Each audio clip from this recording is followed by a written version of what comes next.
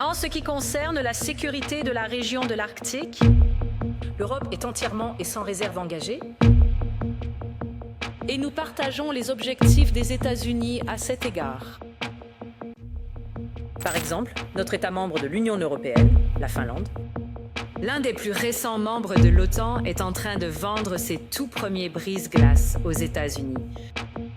Et cela montre que nous avons la capacité ici même dans la glace, pour ainsi dire. Cela démontre que nos membres nordiques de l'OTAN disposent de forces entraînées pour l'Arctique actuellement. Et surtout, il est essentiel de comprendre que la sécurité de l'Arctique ne peut être garantie qu'en agissant collectivement. Et c'est précisément la raison pour laquelle ces mesures tarifaires additionnelles qui sont proposées constituent une erreur, surtout entre des alliés de longue... Alors, comment allez-vous? Vous allez bien? Moi je vais très bien, ça se voit.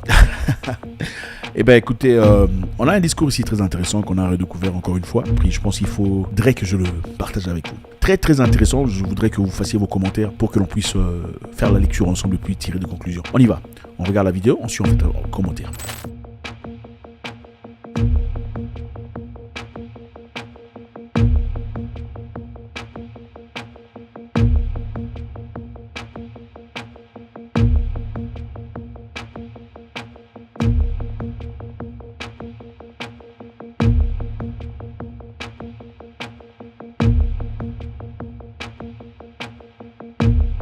Président Brind, cher Bolger, je vous remercie très sincèrement pour votre accueil si chaleureux, si chaleureux. Vos Majestés, Excellences, Mesdames et Messieurs, effectivement, cela fait maintenant 56 ans que la première réunion s'est tenue ici à Davos. Et la vision du fondateur, Klaus Schwab, consistait à établir une plateforme pour aborder les grandes questions et les réflexions importantes de notre époque. Bien sûr, le monde s'est entièrement transformé de fond en comble depuis 1971.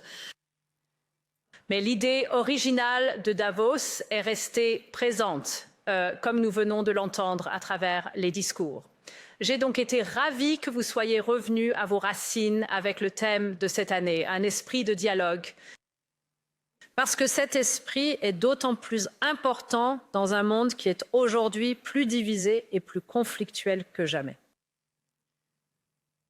1971 fut l'année de ce qu'on a appelé le choc Nixon et de la décision de désolidariser le dollar américain de l'or. En un instant, les fondations du système de Bretton Woods et l'ensemble de l'ordre économique mondial établi après la guerre se sont effectivement effondrés.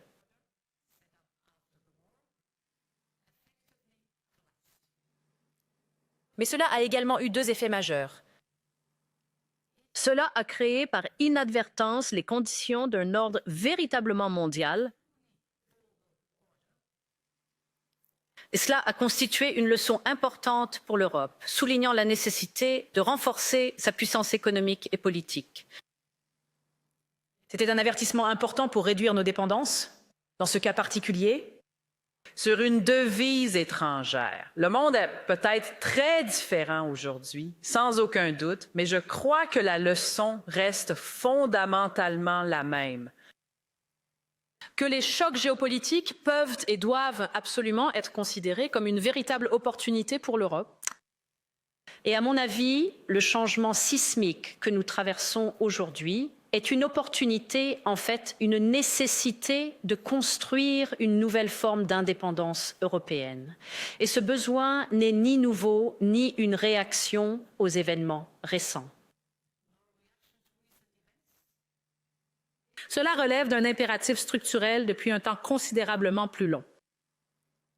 Alors, au moment précis où j'ai employé cette expression, celle d'indépendance européenne, il y a environ un an, j'ai été surpris par le scepticisme des réactions. Mais moins d'une année plus tard, il existe désormais un véritable consensus sur cette question. La vitesse absolument incroyable et l'ampleur presque inimaginable de ce changement ont été les moteurs de tout cela. Mais l'impératif fondamental, le principe directeur, demeure toujours le même. La bonne nouvelle dans tout ça, c'est que nous avons agi immédiatement. Que ce soit en ce qui concerne l'énergie ou les matières premières, qu'il s'agisse de la défense ou du numérique, nous avançons à toute vitesse. Mais la vérité est aussi que nous ne pourrons tirer pleinement parti de cette opportunité si nous prenons conscience du fait que ce changement est bel et bien permanent. Bien sûr, la nostalgie fait partie intégrante de notre histoire humaine, mais elle ne ramènera pas l'ancien ordre des choses. Et temporiser, espérer que la situation revienne rapidement à la normale ne résoudra pas les profondes dépendances structurelles que nous avons. Alors, mon point est le suivant. Dans le cas où ce changement est permanent, alors l'Europe doit aussi changer de manière durable. Il est temps de saisir cette opportunité et de bâtir une nouvelle Europe indépendante. Et mesdames et messieurs, cette nouvelle Europe est déjà en train d'émerger. Samedi dernier, j'étais en déplacement à Asunción, la capitale du Paraguay, pour la signature de l'accord commercial entre l'Union européenne et le Mercosur. Ce fut une avancée considérable, une véritable percée après 25 longues années de négociations. Et avec cela, l'Union européenne et l'Amérique latine ont créé la plus grande zone de libre-échange au monde, un marché qui représente plus de 20% de l'ensemble du produit intérieur brut mondial. 31 pays représentant plus de 700 millions de consommateurs qui adhèrent à l'accord de Paris. Alors, cet accord envoie un message puissant au monde entier. Que nous choisissons le commerce équitable plutôt que les tarifs douaniers, la priorité au partenariat plutôt qu'à l'isolement, la durabilité plutôt que l'exploitation des ressources, et que nous prenons très au sérieux la nécessité de réduire les risques pour nos économies et de diversifier nos chaînes d'approvisionnement. Et cette démarche ne s'arrêtera pas uniquement en Amérique latine. Au cours de l'année dernière, nous avons conclu de nouveaux accords avec le Mexique, l'Indonésie et la Suisse, notre pays hôte. Nous travaillons sur un nouvel accord de libre-échange avec l'Australie. Nous faisons également des progrès avec les Philippines, la Thaïlande, la Malaisie, les Émirats arabes unis et bien d'autres encore. Et juste après la rencontre de Davos, le week-end qui arrive, je ferai un voyage en Inde. Il y a encore du travail à faire. Mais nous sommes sur le point de concrétiser un accord commercial d'une importance historique. Effectivement, certains l'appellent la mère de toutes les négociations. Un qui créerait un marché de 2 milliards de personnes, représentant à lui seul presque un quart du produit intérieur brut mondial. Et de manière cruciale, cela conférerait à l'Europe un avantage stratégique d'être le premier acteur face à l'un des continents du monde qui connaît la croissance la plus rapide et qui est le plus dynamique. L'Europe entend nouer des partenariats commerciaux avec les pôles de croissance d'aujourd'hui et les géants économiques de ce siècle, de l'Amérique latine à l'Indo-Pacifique et bien au-delà. L'Europe choisira toujours le monde. Et le monde est prêt à prendre une décision en faveur de l'Europe.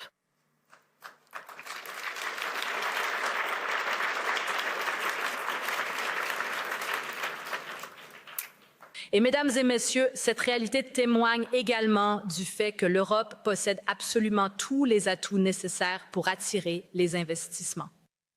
Les économies, les compétences, l'innovation avec nos usines d'IA et nos giga-usines et les applications qui sont nécessaires, pensées d'abord pour l'IA. Ce dont nous avons besoin maintenant, c'est de mobiliser collectivement ces atouts à leur plein potentiel et de nous concentrer sur l'essentiel. Ainsi, le premier point essentiel est de mettre en place un environnement réglementaire qui soit à la fois favorable et prévisible. Nous vivons à une époque où le capital et les données peuvent traverser l'Europe en une seconde et les entreprises doivent pouvoir se déplacer avec la même liberté. Mais en l'état actuel des choses, trop d'entreprises doivent chercher à l'étranger pour croître et se développer. En partie parce qu'ils sont confrontés à un nouvel ensemble de règles chaque fois qu'ils s'étendent dans un nouvel État membre. Ainsi, bien que sur le papier, le marché représente 450 millions d'Européens qui leur sont ouverts, la réalité est bien plus complexe. Et cela agit comme un frein majeur sur le potentiel de croissance et de rentabilité des entreprises. C'est pourquoi nous avons besoin d'une nouvelle approche. Nous allons très prochainement vous présenter notre 28e régime. L'objectif ultime est de créer une nouvelle structure d'entreprise véritablement européenne. On l'appelle la société Union européenne.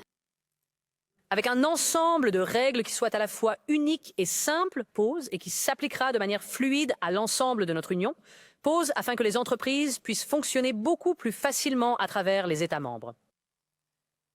Nos entrepreneurs, et plus particulièrement les entreprises innovantes, auront la possibilité d'enregistrer une entreprise dans n'importe quel État membre, et ce, dans un délai de 48 heures, intégralement en ligne.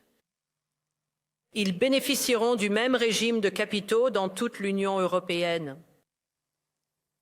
Et en définitive, il nous faut un système qui permette aux entreprises de réaliser leurs transactions et de lever des financements sans la moindre entrave sur l'ensemble du continent européen, avec la même facilité que celle que l'on trouve dans des marchés unifiés comme les États-Unis ou la Chine. Si nous parvenons à bien gérer cela et si nous agissons avec suffisamment de rapidité, Cela ne fera pas qu'aider les entreprises de l'UE à croître, mais cela attirera des investissements provenant du monde entier. ce qui m'amène maintenant à discuter du deuxième aspect important. Investissement et capital. Nous sommes en train de construire l'union de l'épargne et de l'investissement. Pour être à la pointe, nous avons besoin d'un marché des capitaux vaste, profond et liquide qui attire un large éventail d'investisseurs. Et cela permettra aux entreprises de trouver le financement dont elles ont besoin, y compris des capitaux propres à moindre coût ici en Europe. Nous avons formulé des propositions concernant l'intégration et la supervision des marchés afin de garantir que notre marché financier soit plus intégré. Sur comment les activités de négociation, de post-négociation et de gestion d'actifs, ainsi que de stimuler l'innovation et de rendre notre cadre de surveillance plus efficace. Cela aidera à garantir que les capitaux circulent là où ils sont nécessaires, au scale-up, WACI, WAMS, en direction des PME. Pour stimuler l'innovation, pour soutenir l'industrie. Et la troisième priorité est de construire un marché de l'énergie qui soit à la fois interconnecté et financièrement accessible, une véritable union énergétique. L'énergie représente un goulot d'étranglement majeur pour les entreprises comme pour les ménages. Et regardez simplement la dispersion des prix sur les marchés européens de l'électricité. L'Europe a besoin d'une feuille de route énergétique qui intègre et coordonne tous les éléments. Ceci est notre plan d'action pour une énergie à prix abordable. Nous sommes, par exemple, en train d'investir massivement dans la sécurité et l'indépendance de notre approvisionnement énergétique grâce à des interconnexions et des réseaux. Il s'agit de nos propres énergies, celles que nous nous efforçons de promouvoir le plus possible, le nucléaire et les énergies renouvelables, afin de faire baisser les prix et de réduire nos dépendances, pour mettre un terme à la volatilité des prix, à la manipulation et aux chocs d'approvisionnement. Mais nous devons désormais accélérer cette transition, car une énergie produite localement, qui soit fiable, résiliente et économique, va stimuler notre croissance économique et apporter des avantages aux citoyens européens, tout en garantissant notre indépendance. Mesdames et messieurs, que ce soit en matière de commerce ou d'affaires, du capital ou de l'énergie, l'Europe a besoin d'un véritable sens de l'urgence. Notre point de départ est bon. Nous abritons des champions mondiaux dans des domaines allant de l'énergie éolienne aux batteries de nouvelle génération, de l'aérospatiale aux machines industrielles essentielles pour fabriquer les puces et les armes avancées. Nos entreprises s'approprient l'intelligence artificielle à la même vitesse que leurs homologues américains. L'Europe est engagée dans la course aux technologies déterminantes de demain. Mais alors que la concurrence mondiale devient de plus en plus impitoyable, nous devons faire preuve d'une véritable ambition, particulièrement dans ces secteurs qui sont d'une importance capitale pour notre indépendance. Prenez la défense, par exemple. Nous avons fait plus pour la défense cette année que durant les décennies précédentes. Nous avons initié une augmentation considérable des dépenses militaires pour atteindre 800 milliards d'euros d'ici l'année 2030. Les États membres sont en train d'augmenter leurs investissements à un nouveau record. Et cela a contribué à tripler la valeur marchande des entreprises européennes de défense depuis janvier 2022. Nous avons maintenant 3 startups tech européennes de défense de premier plan qui ont atteint le statut de licorne. Elles travaillent sur des logiciels et des systèmes basés sur l'IA pour le renseignement sur le champ de bataille. Ou sur des drones de technologie avancée à double usage et de surveillance. Donc ils sont aussi des moteurs d'innovation et d'investissement pour la base industrielle et technologique de défense de l'Europe. Où tout cela aurait été absolument impensable, inimaginable, il y a de cela quelques années seulement. Ceci ne fait que démontrer à quel point l'économie et la sécurité nationale sont plus étroitement liées que jamais. Mais aussi ce que nous sommes en mesure de réaliser lorsque les Européens ont la volonté de se montrer à la hauteur de l'ambition. Ainsi donc, mesdames et messieurs, cette impérieuse nécessité d'ambition revêt la plus grande importance pour la sécurité de notre continent. Dans à peine un mois et quelques jours, nous marquerons le 4e anniversaire de la guerre d'agression menée par la Russie contre l'Ukraine. 4 ans après cela, la Russie ne montre aucun signe de ralentissement. Il n'y a aucun signe de remords. Il n'y a pas le moindre signe de recherche de paix. Bien au contraire, la Russie est en train d'intensifier ses attaques militaires, tuant des civils chaque jour à l'heure où nous parlons. Rien que la semaine dernière, ces bombardements d'infrastructures énergétiques ukrainiennes ont plongé des millions de personnes dans le noir, le froid et les pénuries d'eau. Il est nécessaire que cela se termine.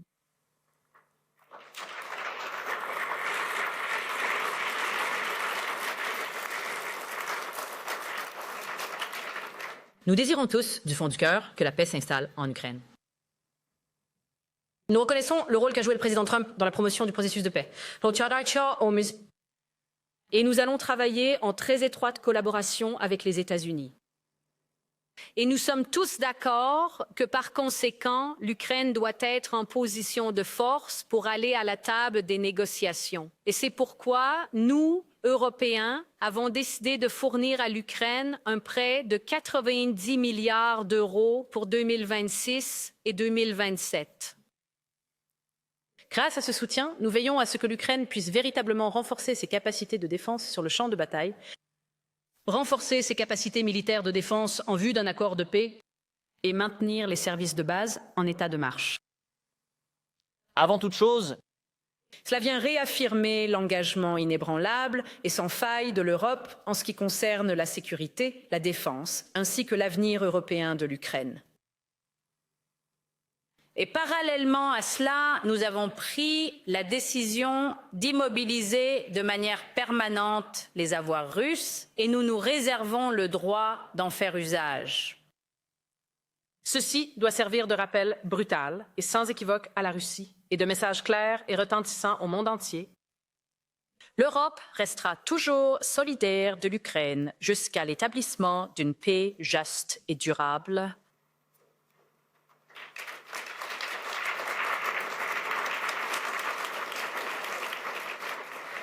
Mesdames et messieurs, j'ai longuement parlé aujourd'hui au sujet de l'indépendance européenne, Sur les partenariats, sur la prospérité économique et la sécurité nationale. Donc, je souhaiterais conclure avec le Groenland. un enjeu qui touche au cœur même de l'ensemble de ces 3 impératifs. En ce qui concerne la sécurité de la région de l'Arctique, l'Europe est entièrement et sans réserve engagée. Et nous partageons les objectifs des États-Unis à cet égard. Par exemple, notre État membre de l'Union européenne, la Finlande, l'un des plus récents membres de l'OTAN est en train de vendre ses tout premiers brise-glaces aux États-Unis. Et cela montre que nous avons la capacité ici même dans la glace, pour ainsi dire. Cela démontre que nos membres nordiques de l'OTAN disposent de forces entraînées pour l'Arctique actuellement. Et surtout, il est essentiel de comprendre que la sécurité de l'Arctique ne peut être garantie qu'en agissant collectivement.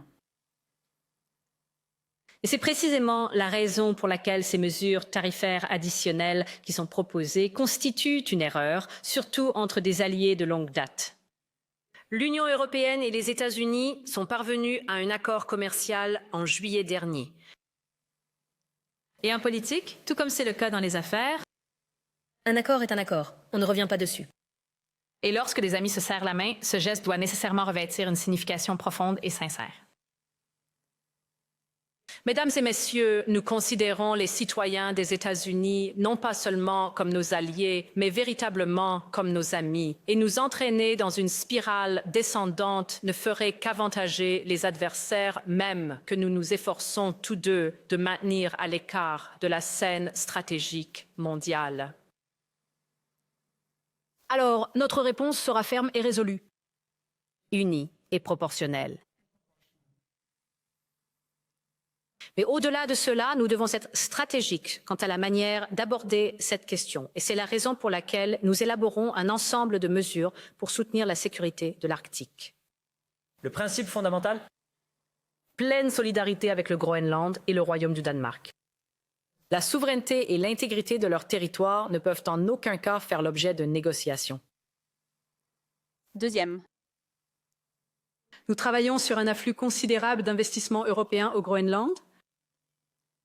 Nous travaillerons étroitement avec le Groenland et le Danemark afin de voir comment nous pourrions mieux soutenir l'économie et les infrastructures locales. Troisièmement, Du gesagt dass collaborer avec les États-Unis et l'ensemble de nos partenaires pour renforcer la sécurité de l'Arctique. c'est clairement dans notre intérêt mutuel et nous allons considérablement renforcer nos investissements.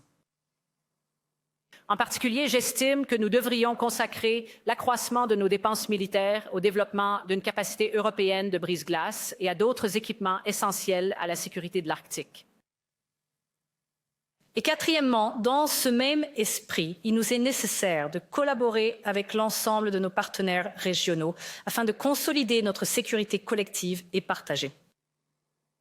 Et c'est pourquoi nous examinerons comment renforcer nos partenariats de sécurité avec des partenaires tels que le Royaume-Uni, le Canada, La Norvège, l'Islande ainsi que de nombreux autres pays. Enfin, je crois que l'Europe doit s'adapter à une nouvelle architecture de sécurité et aux réalités auxquelles nous sommes désormais confrontés. Et c'est pourquoi l'Europe est en train de préparer sa propre stratégie de sécurité que nous prévoyons de publier plus tard cette année. Et dans ce cadre, nous allons également moderniser notre stratégie pour l'Arctique et au cœur de cette nouvelle approche se trouvera le principe fondamental. Il appartient aux peuples souverains de décider eux-mêmes de leur propre avenir. Mesdames et messieurs, Quand j'ai commencé à préparer l'allocution de cette année, la sécurité dans le Grand Nord n'était pas le thème principal, mais de nombreuses manières, cela rejoint le point plus général que j'ai commencé à évoquer aujourd'hui, que l'Europe doit accélérer ses efforts pour l'indépendance. De la sécurité à l'économie, de la défense à la démocratie. entretenir le dialogue avec nos amis et partenaires et aussi, si nécessaire, avec nos adversaires. Le fait est que le monde a changé de façon permanente et nous devons changer avec lui. Et donc, je vous remercie et vive l'Europe. Faites-moi savoir ce que vous en pensez. C'est toujours un grand plaisir de vous suivre. Si vous n'êtes pas encore ici, faites ça, vous savez comment ça se passe. Vous ne faites pas encore partie de notre communauté, ça serait un grand plaisir de vous avoir, comme ça on va grandir ensemble. Faites un commentaire, ne partez pas sans faire un commentaire, on veut savoir ce que vous en pensez. God bless.